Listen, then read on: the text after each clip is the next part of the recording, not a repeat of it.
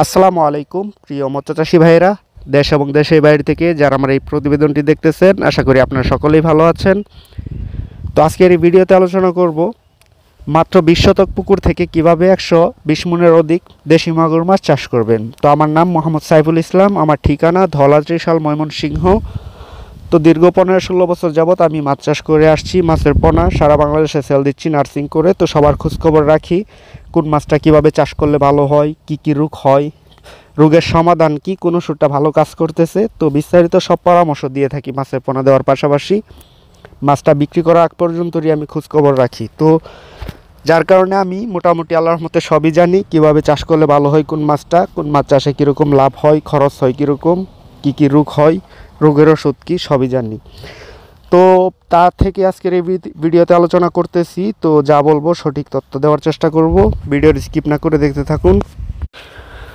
তো বর্তমানে আপনারা জানেন খাবারের যে দাম, সাদা বাংলা মাছ শতকে উৎপাদন হয় কম, তেলাপিয়া উৎপাদন 50-60 কেজি শতকে হলেও তো এরকম রেট পাওয়া যায় না বাজারে খাবারের দামের তুলনায়। কিন্তু শিং মাছ, দেশি মাগুর, এই ক্যাটফিশ জাতীয় মাছগুলো শতকে 10 মনেরও অধিক উৎপাদন হচ্ছে, অ্যাভেলেবেল করাচ্ছি আমরা বর্তমানে।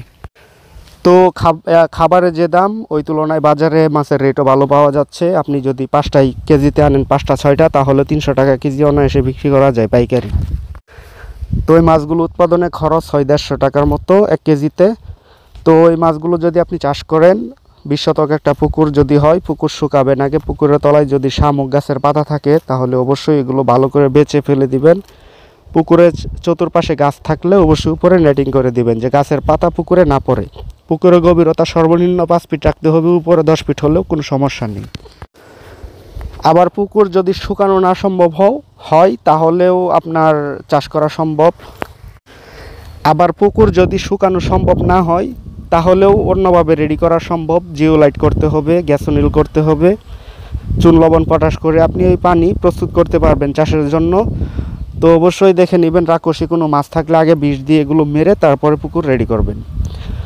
তো যদি পুকুর শুকিয়ে রেডি করেন, তাহলে পুকুর শুকানোর পর পুকুরের তলায় অবশ্যই প্রতি শতকে 2700 গ্রাম করে চুন ভালো করে গুলে ছিটিয়ে দিবেন। ছিটিয়ে দেওয়ার পর মই দিবেন। মই দেওয়ার পর পুকুরে একদিন পরে পুকুর পানি প্রবেশ করাবেন। পানির গভীরতা প্রাথমিক অবস্থায় 5 ফিট রাখবেন।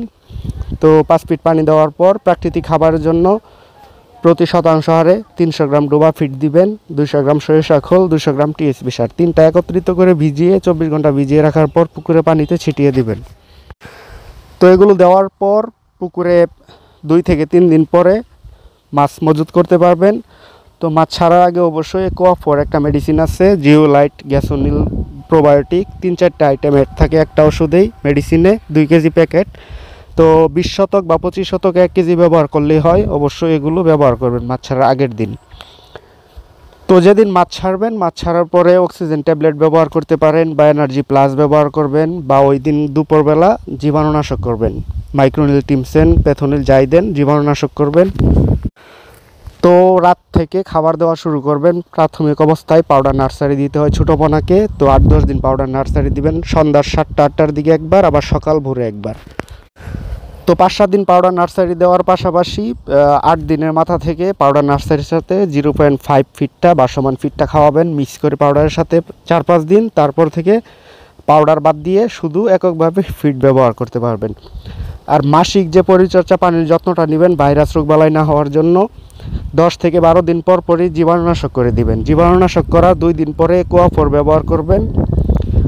কোয়াফোর দেওয়ার পরের দিনে আবার আপনি প্রোবায়োটিক দিয়ে দিবেন। তো এভাবে যদি 10-12 দিন অন্তর অন্তর ওষুধগুলো নিয়মিত ব্যবহার করেন, তাহলে অবশ্যই অনেক ভালো রেজাল্ট পাবেন। রোগবালাই হবে না, আপনার মাছ ভালো থাকবে, সুস্থ থাকবে।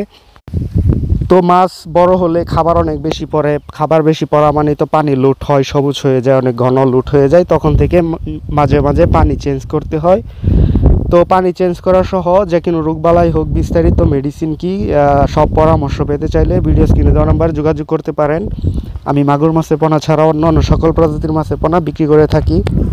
চাইলে এসে আপনি ক্রয় করে নিতে পারবেন, বা আমি অনলাইনের মাধ্যমে সারা বাংলাদেশে সেল দিই অর্ডার রেখে। তো আজকের মতো ভিডিওটা এখানে শেষ করছি। ভালো থাকবেন সবাই, আল্লাহ হাফেজ।